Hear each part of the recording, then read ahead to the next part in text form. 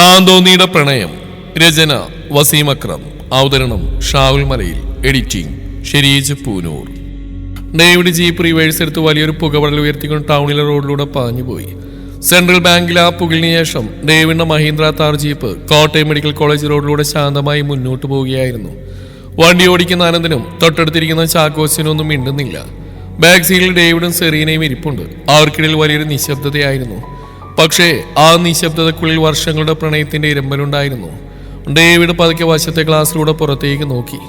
റോഡരികിലെ റബ്ബർ മരങ്ങളും പെയ്യാൻ നിൽക്കുന്ന ആകാശവും അവന്റെ മനസ്സിനെ കൃത്യം 4 വർഷം പുറകോട്ട്, അതായത് അവന്റെ കോളേജ് കാലഘട്ടത്തിലേക്ക് കൂട്ടിക്കൊണ്ടുപോയി. 4 വർഷങ്ങൾക്ക് മുമ്പ് കണ്ണൂർ ഗവൺമെന്റ് ബ്രണ്ണൻ കോളേജ്. രാഷ്ട്രീയവും പ്രണയവും ക്യാമ്പസ് ഫ്രണ്ടിലെ ആൽമരച്ചോട്ടിൽ ചുവപ്പ് വളർത്തുന്ന കാലം. അന്ന് കട്ടക്കാറ്റും വന്യമായ മഴയുമുള്ള ഒരു ജൂൺ മാസമായിരുന്നു. കോളേജ് യൂണിയൻ ഇലക്ഷന്റെ ആവേശത്തിൽ ക്യാമ്പസ് തിളച്ചുമറിയുകയാണ്. കോളേജിലെ കട്ട മാസ് ലീഡറാണ് ഡേവിഡ് ജോൺ. കഴുത്തിൽ തുകൽ ചരടിൽ കോർത്തൊരു ചെറിയ തടി കൊണ്ടുള്ള കുരിശും താടിയും വടിച്ചൊതുക്കിയ മുഖവുമായി നടക്കുന്ന ഡേവിഡിനെ നോക്കാത്ത പെൺകുട്ടികൾ ക്യാമ്പസിൽ കുറവായിരുന്നു. അന്ന് ഉച്ചയ്ക്ക് നല്ല പെരുമഴ പെയ്യുകയായിരുന്നു. ക്ലാസ് കഴിഞ്ഞ് ലൈബ്രറി വരാന്തയിലൂടെ ചാക്കോസിനോടും അനന്തനോടും സംസാരിച്ചിണക്കിയായിരുന്നു ഡേവിഡ്. ഡേവിഡ് സാർ, നമ്മുടെ ഡിപ്പാർട്ട്മെന്റിൽ പുതിയൊരു കൊച്ച് അഡ്മിഷൻ എടുത്തിട്ടുണ്ട്. കോട്ടയിൽ നിന്നുള്ള തറവാളിലെ കൊച്ചാണെന്ന് കേട്ട്. കട്ട ലുക്കാ.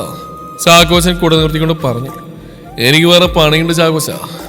ഡേവിഡ് ചിരിച്ചുകൊണ്ട് വരാന്തയുടെ തിണ്ണയിലേക്ക് തിരിഞ്ഞതും ഒരൊറ്റ സെക്കൻഡ് അവന്റെ കാൽപാദങ്ങൾ അവിടെ തന്നെ ഉറച്ചുപോയി.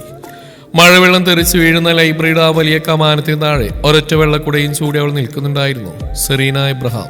ഒരു ലൈറ്റ് ബ്ലൂ ചുരിദാറായിരുന്നു അവളുടെ വേഷം. മഴക്കാറ്റിന്റെ തണുപ്പിൽ അവളുടെ മുടികൾ മുഖത്തേക്ക് വീണ് കിടക്കുന്നു. കയ്യിലെ പുസ്തകങ്ങൾ നെഞ്ചോട് ചേർത്ത് പിടിച്ച് പെയ്യുന്ന മഴയിലേക്ക് നോക്കി ആ മനോഹരമായ നീലക്കണ്ണുകളാൽ അവൾ പതുക്കെ പുഞ്ചിരിക്കുകയായിരുന്നു. ആ നിമിഷം ക്യാമ്പസിലെ മുദ്രാവാക്യം വിളികളും മഴയുടെ ശബ്ദവും ഡേവിഡിന്റെ കാതുകളിൽ ഇല്ലാതായി. അവന്റെ കണ്ണുകൾ അവളിൽ മാത്രം ഉടക്കി നിന്നു. ആദ്യമായിട്ടായിരുന്നു ഡേവിഡിന്റെ നെഞ്ചിടിപ്പ് ഇത്രയും വേഗത്തിലാവുന്നത്. പെട്ടെന്ന് വീശിയടിച്ച ഒരു ശക്തമായ കാറ്റിൽ സെറീനയുടെ കയ്യിലെ കൂടെ മുകളിലേക്ക് മറിഞ്ഞുപോയി. മഴവെള്ളം അവളുടെ മേലേക്ക് വീഴാൻ തുടങ്ങിയതും എവിടെ നിന്നോ പാഞ്ഞു വന്ന ഒരു കറുത്ത വലിയ കുട അവൾക്ക് മുകളിലായി നിവർന്നു. സെറീന ഞെട്ടിത്തിരിഞ്ഞു നോക്കി.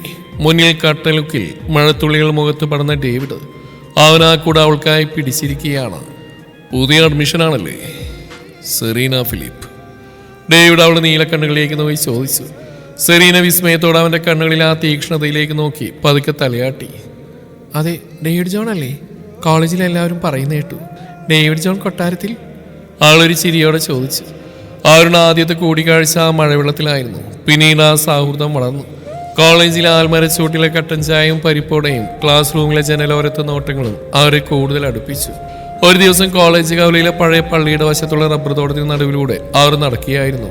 വൈകുന്നേരത്തെ വെയിൽ മരങ്ങൾക്കിടയിലൂടെ അസ്തമിക്കുന്ന സമയം. ഡേവിച്ച. സെറീന പതുക്കെ അവന്റെ കൈകളിൽ വിരലുകൾ കോർത്തു. എന്താടി? ഡേവിഡ് പ്രണയത്തോടെ അവൾ നോക്കി. നമ്മുടെ ഈ പ്രണയം ഇനി എങ്ങോട്ടാ പോകുന്നതെന്ന് എനിക്കറിയില്ല. എൻ്റെ തറവാടിനെ കുറിച്ച് എനിക്ക് നല്ല ഭയമുണ്ട്. എൻ്റെ മൂത്തിച്ചാൻ ഫെലിക്സ്, അവനത്ര നല്ലവനല്ല. നമ്മൾ തമ്മിലുള്ള ബന്ധം ഞാൻ അവൻ അറിഞ്ഞ. സെറീനയുടെ കണ്ണുകൾ നിറഞ്ഞു. ഡേവിഡ് ആളുടെ മുഖം പതുക്കെ കയ്യിലെടുത്തു. ആളുടെ നെറ്റിയിൽ ഒരു ആഴമേറിയ ഉമ്മ നൽകിക്കൊണ്ട് അവൻ പറഞ്ഞു. സെറീന, നീ കൊട്ടാരത്തിൽ എബ്രഹാം ജോണിന്റെ മകന്റെ പെണ്ണാ. ഈ ഡേവിഡിന്റെ ശ്വാസം നിൽക്കുന്നവരെ ഈ കോട്ടയത്ത് ഏത് കൊമ്പൻ വന്നാലും നിന്നെന്നിൽ നിന്നും മാറ്റാൻ ഞാൻ അനുവദിക്കില്ല. നീ പേടിക്കണ്ട. ആ വാക്കുകളിൽ ആൾക്ക് പൂർണ്ണമായ വിശ്വാസം ഉണ്ടായിരുന്നു. ക്യാമ്പസ് കണ്ട ഏറ്റവും മനോഹരമായ പ്രണയ ജോഡികളായി അവർ മാറി. പക്ഷേ വിധി ഒരു ചതുരംഗ പലക പോലെയാണ് നീങ്ങിയത്. ആദ്യകാലത്ത് നാട്ടിലെത്തിയപ്പോഴാണ് ആ വലിയ സത്യം ഡേവിഡ് അറിയുന്നത്. സെറീനയുടെ കുടുംബമായ പുലിക്കാടിൽ തറവാടും ഡേവിഡിന്റെ കൊട്ടാരത്തിൽ തറവാടും തലമുറകളായി ചോര ചിന്തിയ കുടിപ്പകയുള്ള ശത്രുക്കളാണ്.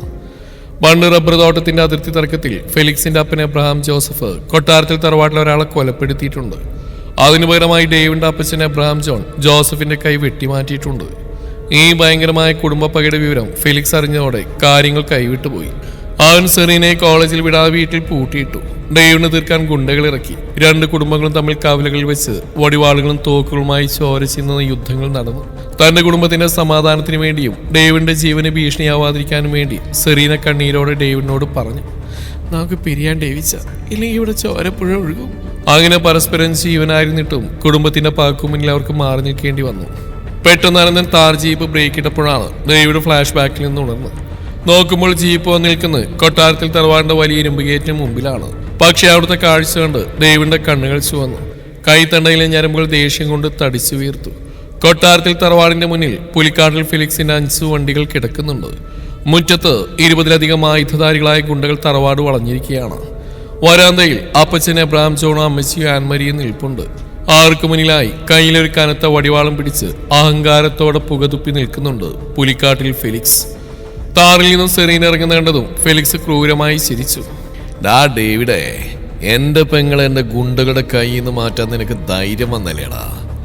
എന്റെ തറവാട്ടിൽ ആധാരം നിന്റെ ജീപ്പ് തട്ടിപ്പറിച്ചല്ലേ? നിന്റെ ഈ കൊട്ടാരത്തിൽ തറവാടിന്റെ പ്രൗഢി ഇന്ന് ഞാൻ ഈ മണ്ണിലിട്ട് ചവിട്ടി മെതിക്കും. ഡേവിഡ് പതുക്കെ ജീപ്പിൽ നിന്ന് താഴേക്ക് ഇറങ്ങി. അവന്റെ മുഖത്ത് ഇപ്പോൾ ഒരു വന്യമൃഗത്തിന്റെ ശാന്തതയായിരുന്നു. അവൻ പതുക്കെ കഴുത്തിലെ സ്വർണ്ണക്കുരിശുള്ള കൊന്തയെടുത്ത് ഷർട്ടിന്റെ പുറത്തേക്ക് ഇട്ടു. മുറ്റത്ത് കാറ്റ് കനക്കുകയാണ്. ഫെലിക്സിന്റെ കയ്യിലെ വടിവാളിന്റെ അറ്റത്ത് വെയിൽ തട്ടി മിന്നുന്നുണ്ട്. അപ്പച്ചൻ എബ്രഹാം ജോൺ ഉമ്മർത്തിനും തന്റെ ഊന്നുവടി നിലത്ത് ശക്തമായി കുത്തിക്കൊണ്ട് ഡേവിഡിനെ നോക്കി തലയാട്ടി. തീർക്കടാവനെ എന്ന മട്ടിൽ ഡേവിഡ് ഒരു അടി മുന്നോട്ട് വെച്ചു. കഴുത്തിൽ ആ സ്വർണ്ണക്കുരിശുള്ള കൊന്ത വെയിലിൽ തിളങ്ങി. അവൻ ഫെലിക്സിന്റെ ചുവന്ന കണ്ണുകളിലേക്ക് വിരൽ ചൂണ്ടി. കോട്ടയം നഗരത്തെ ഒന്നാകെ വിറപ്പിക്കുന്ന ശബ്ദത്തിൽ അലറി. എടാ ഫെലിക്സേ, പുലിക്കാട്ടിലെ കൊച്ചുമോനെ, ഇടവക പള്ളിയിലെ കുടുംബക്കലറിൽ നിന്റെ അപ്പന്റെ അരികിലായി നിനക്കും നിന്റെ അനിയന്മാർക്ക് ഒന്നിച്ചു കിടക്കാൻ അത്ര പൂതി ഉണ്ടെങ്കിൽ നീ കൊട്ടാരത്തിൽ തറവാടിന്റെ മുറ്റത്ത് തന്നെ നിന്നോ. അതല്ല, ഇനിയൊരു ഞായറാഴ്ച കുർബാന കഴിഞ്ഞ ആ കല്ലറക്കുമ്പിൽ മെഴുകുതിരി കത്തിക്കാൻ നിന്റെ വംശത്തിൽ ആരെങ്കിലും ബാക്കി ഉണ്ടാവണമെന്ന് നിനക്ക് ആഗ്രഹം ഉണ്ടെങ്കിൽ വണ്ടി കയറി മുന്നിൽ നിന്നും മാറിപ്പോടാ പുലിക്കാട്ടിലെ കള്ള പോലെയാടി മോനെ. അയ്യോ മോനെ, കല്ലറ ബുക്കിംഗ് കഴിഞ്ഞു. ഫെലിക്സിനെ നോക്കി ചാക്കോച്ചൻ അത് പറഞ്ഞ് തീർന്നു. ഫെലിക്സിന്റെ കയ്യിലെ വടിവാളൊന്ന് വിറച്ചു. അനന്തൻ കയ്യിലെ ഇരുമ്പ് വൈപ്പ് മണ്ണിലിട്ട് തട്ടി. ഡേവിഡ് ആ കല്ലറ ഡയലോഗ് കേട്ടതും കൊട്ടാരത്തിൽ തറവാടിന് മുറ്റത്ത് ഒരു നിമിഷം മരണ നിശബ്ദത പടർന്നു.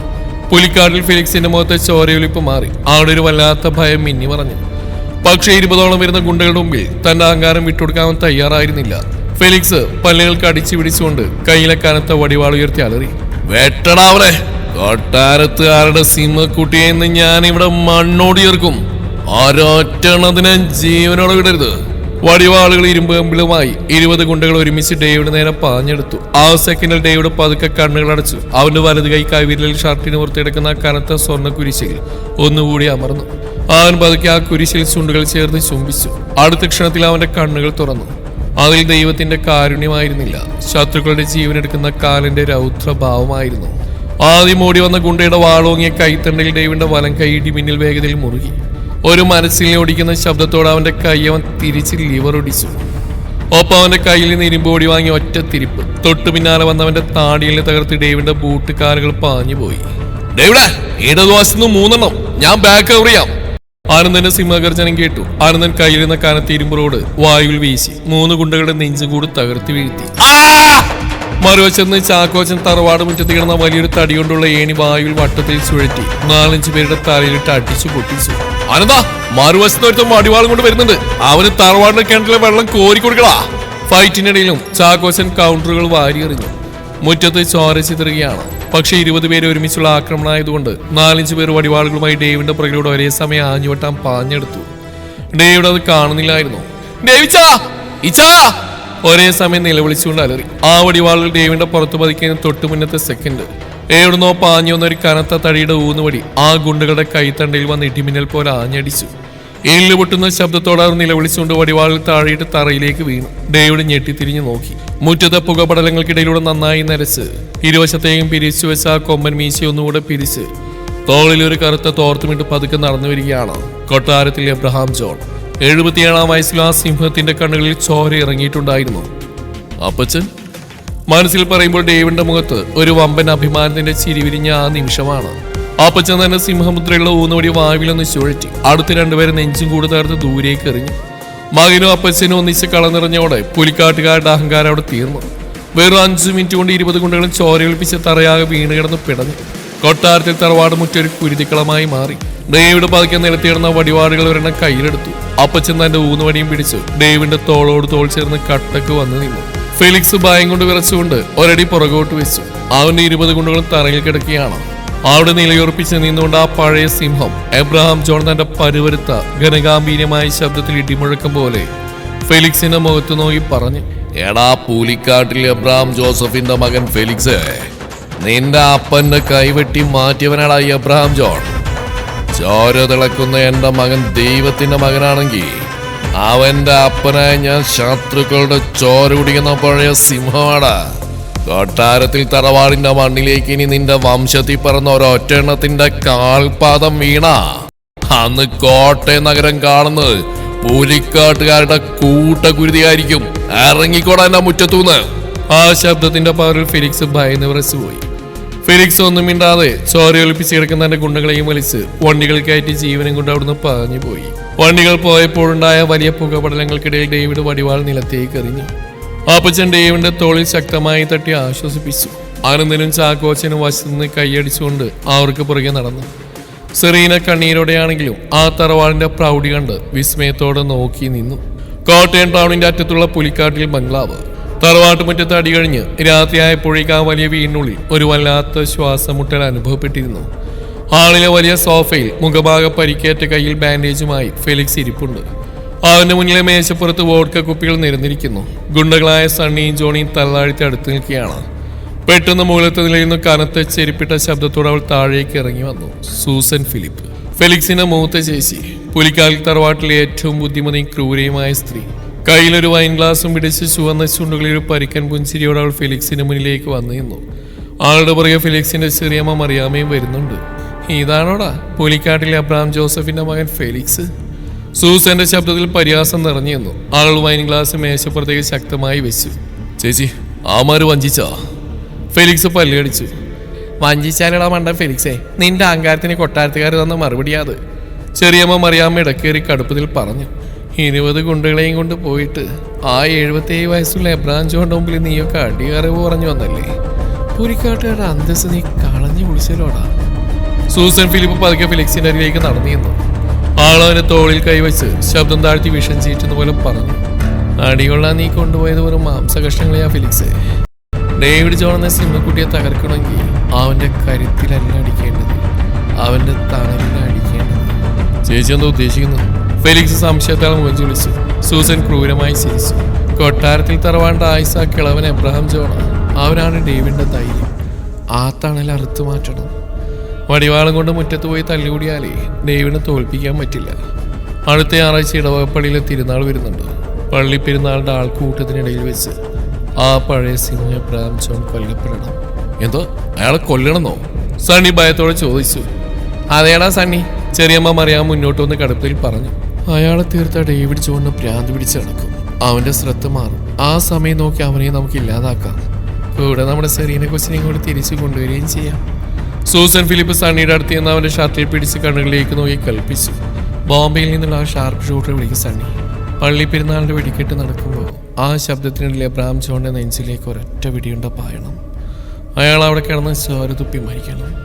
കൊട്ടാരത്തിൽ തറവാടിന്റെ മണ്ണിൽ ഇനി കരച്ചിൽ മാത്രം ഉയരണം. ഫെലിക്സിന്റെ മുഖത്തൊരു ക്രൂരമായ മന്ദാസം വിരിഞ്ഞു. ചേച്ചി പറഞ്ഞ കറക്റ്റാ, കാളിയപ്പോഴാ മാറിയത്. അതേസമയം കൊട്ടാരത്തിൽ തറവാട്ടിൽ രാത്രി 12 മണി കഴിഞ്ഞിട്ടും കൊട്ടാരത്തിൽ തറവാടിന്റെ മുകളിലത്തെ വരാന്തയിൽ ഡേവിഡും സെറീനയും നിൽക്കുകയായിരുന്നു. തണുത്ത കാറ്റ് വീശി അടിക്കുന്നുണ്ട്. ഡേവിച്ച, എനിക്ക് പേടിയാവുന്നു. ഫെലിക്സ് ചേച്ചാ ഇത് വെറുതെ വിടില്ല. അതിനേക്കാൾ ദുഷ്ടിയാ സൂസൻ ചേച്ചി. അവരെന്തെങ്കിലും വലിപ്പക്കേട് കാണിക്കും. സെറീന ഡേവിഡിന്റെ നെഞ്ചിലേക്ക് തലയാഴ്ചകൊണ്ട് വിഷമത്തോടെ പറഞ്ഞു. ഡേവിഡ് അവളുടെ മുഴികളിൽ പതുക്കെ തലോടി. അവൻ കഴുത്തിലെ കൊന്തയെടുത്ത് വിരലിൽ ചുറ്റിക്കൊണ്ട് താഴെ മുറ്റത്ത് കിടക്കുന്ന കറുത്ത താർ ചീപ്പിലേക്ക് നോക്കി ശാന്തമായി പറഞ്ഞു. സെറീന, ചോര തിളക്കുന്ന മകനും ചോരയുടെ ചരിത്രമുള്ള ഒരു അപ്പനെ തറവാട്ടിൽ ഉള്ളിടത്തോളം കാലം പുലിക്കാടിലെ ഒരു പെൺവിഷത്തിന് എന്നെയും എൻ്റെ കുടുംബത്തെയും ഒന്നും ചെയ്യാൻ കഴിയില്ല. കാളി അവർ അണിയറയിൽ ഒരുക്കുന്നുണ്ടെങ്കിൽ അതിനുള്ള അന്ത്യകൂതാശ ഞാൻ പള്ളിമുറ്റത്ത് വെച്ച് തന്നെ അവർക്ക് നൽകും. നീ പേടിക്കാതെ പോയി കിടന്നുറങ്ങുക. തുടരും ഈ കഥയുടെ ബാക്കി ഭാഗം നാളെ ഇതേ സമയം.